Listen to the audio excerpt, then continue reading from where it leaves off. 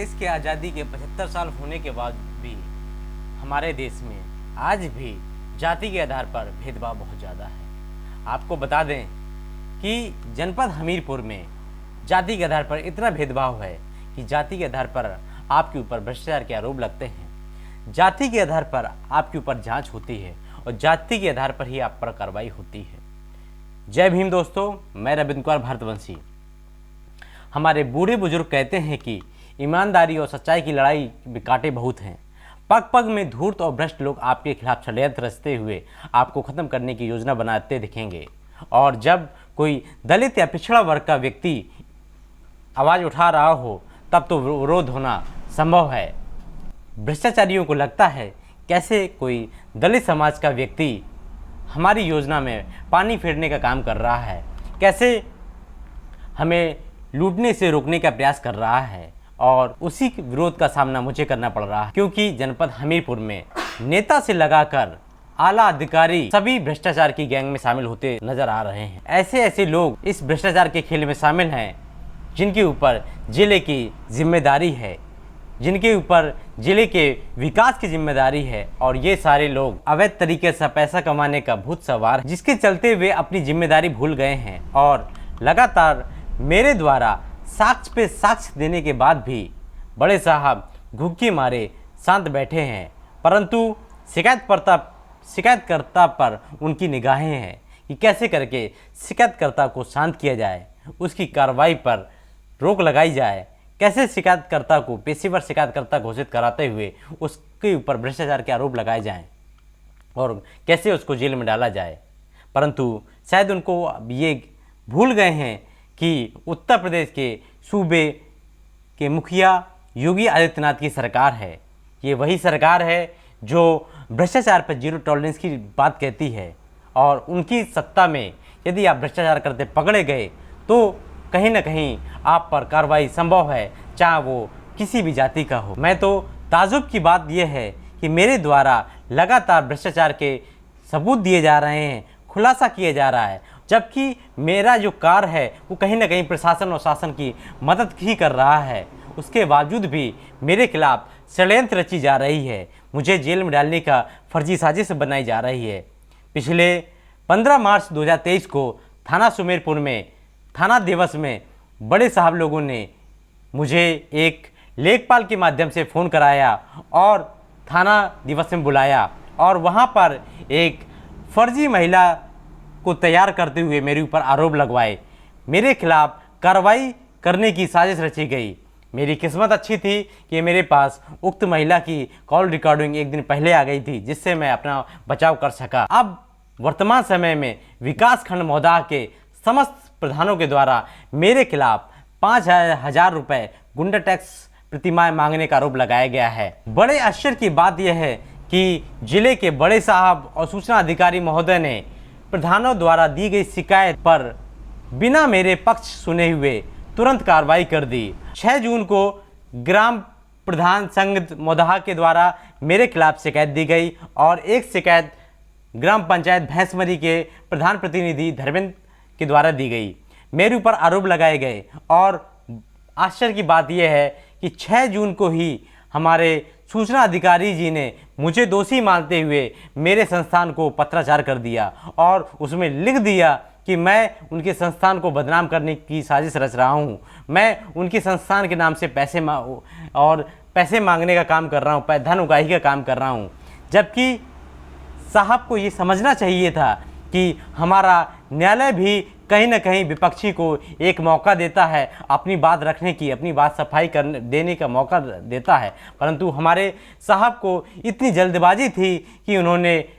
न तो मेरा पक्ष सुना, न मुझे एक भी दिन का मौका दिया, और 6 जून को ही पत्राचार करते हुए हमारे संस्थान को पत्राचार कर दिया। और ताज्जुब की बात यह है कि जिस संस्थान को उन्होंने पत्राचार किया वो संस्थान मौके का फायदा उठाते हुए मेरे से 25,000 रुपए की धन उगाही के लिए फोन पे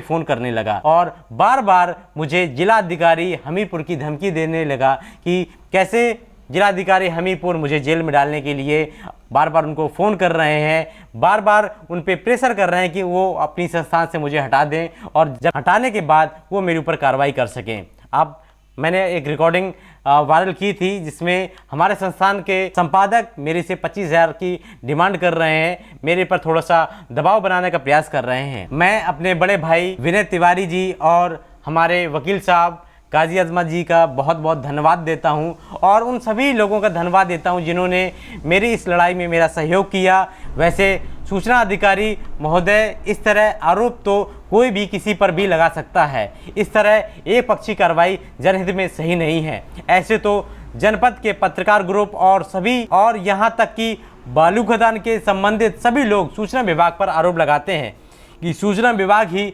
बालू खदान का भ्रष्टाचार का खेल कराता है। स्वयं जिला सूचना विभाग ही सभी पत्रकारों के नाम की लिस्ट सभी खदानों में भेजता है, चैनल के आधार पर, पेपर के आधार पर, पीडीएफ के आधार पर और पोर्टल के आधार पर। किस चैनल वाले को कितना पैसा देना है, किसको कितना नहीं देना है, और ये इसलिए किया जाता है कि पत्रकार भी अपना मुंह बंद रखें। तो ये कहीं ना कहीं ये भी एक बहुत बड़ा भ्रष्टाचार है, परंतु हमारे पास पुख्ता सबूत ना होने की वजह से हमने आज तक अभी आरोप नहीं लगाए। पूरे जिले की जनता आपके आला अधिकारियों को भ्रष्ट कहती है, और यहाँ तक कि हमारे पास कुछ ऐसे भी सबूत हैं कि आपके बड़े अधिकारी जाति के आधार पर यहाँ पर भेदभाव करते हैं, जाति के आधार पर कार्रवाई करते हैं और जाति के आधार पर शोषण करते हैं, और विकास कार्यों में अपना अपना कमीशन पहले से लेते हैं। यहाँ तक कि भ्रष्टाचारी को बचाने के लिए भी पैसा लेते हैं। यहाँ तक कि कई प्रधानों ने बताया कि विकास कार्यों में 40 से 45% का कमीशन लिया जाता है, जिसमें जिले के बड़े बड़े अधिकारियों का 20 से 25% कमीशन होता है। इतना भ्रष्टाचार होता है, पर कभी जनता ने आप पर डायरेक्ट आरोप नहीं लगाए। हम जानते हैं कि जिला सूचना अधिकारी ने ये स्वयं नहीं किया होगा, उनके ऊपर भी जिले के बड़े अधिकारियों ने प्रेशर किया होगा, परंतु अब जब आप लोगों ने इस तरह का एक पक्षी कार्य कर ही दिया है, तो क्यों ना हम अब खुलकर जिले में हो रहे भ्रष्टाचार को जनता के सामने लाने का कार्य करें। मैं अपने अगले वीडियो में एक एक तथ्य के साथ, सबूत के साथ प्रयास करूंगा कि जनता तक पहुंचे कि आपके जिले के बड़े बड़े अधिकारी, यहाँ तक कि जनपद के वो भी अधिकारी जिनके ऊपर जिले की सबसे बड़ी जिम्मेदारी है, वो अधिकारी भी कैसे इस भ्रष्टाचार के खेल में शामिल हैं, कैसे वो जाति के आधार पर यहाँ पर भेदभाव करते हैं, कैसे जाति के आधार पर कार्रवाई करते हैं, और कैसे ब्राह्मण क्षत्रिय लोगों को बचाने का कार्य करते हैं। मैं आपको बता दूंगा कि एक एक सबूत दिखाऊंगा कि कैसे यहाँ पे ग्राम पंचायत खंडे में खेल खेला गया, ग्राम पंचायत सिमनौली के वर्तमान प्रधान को परेशान किया गया, और न्यायालय के द्वारा बार बार आदेशित करने के बावजूद भी उन लोगों को परेशान किया गया। कैसे यहाँ पे दलित के साथ शोषण किया जाता है, और कैसे योगी सरकार को बदनाम करने के लिए यहाँ पर भ्रष्टाचार का खेल खेला जाता है। मैं अपने जिलाधिकारी चंद्रभूषण त्रिपाठी जी से निवेदन करूँगा कि कृपया करके अपनी कार्यशैली में एक बार बदलाव करने की कोशिश करें। आप जो आदेश करते हैं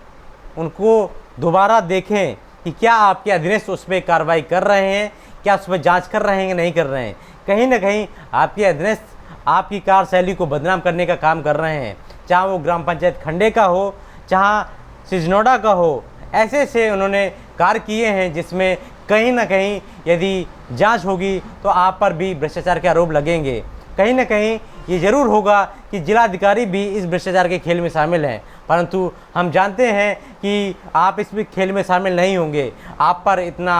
कार्य का बोझ होता है कि आपकी जल्दबाजी की वजह से आप ऐसे कागजों में सिग्नेचर कर देते हैं जिससे कि आपके अधीनस्थ उसका फ़ायदा उठा लेते हैं। मैं आपको अगली वीडियो में एक एक दिखाऊंगा कि ग्राम पंचायत खंडे हो, सिजनाडा हो, भैंसमरी हो, गड़ा हो, कैसे इसमें भ्रष्टाचार का खेल खेला गया है। चाहे वो विकासखंड सुमेरपुर हो, विकासखंड मोदाहा हो, यहाँ सब लगातार भ्रष्टाचार चल रहा है। हमीरपुर की जनता से निवेदन करूंगा कि मेरे भ्रष्टाचार विरोधी वीडियो देखें, समझें और इन वीडियो को ज़्यादा से ज़्यादा शेयर करें, जिससे कि जनपद में हो रहे भ्रष्टाचार पर रोक लगाई जा सके और भ्रष्टाचारियों पर कार्रवाई कराई जा सके। जय हिंद, जय भारत, जय भीम।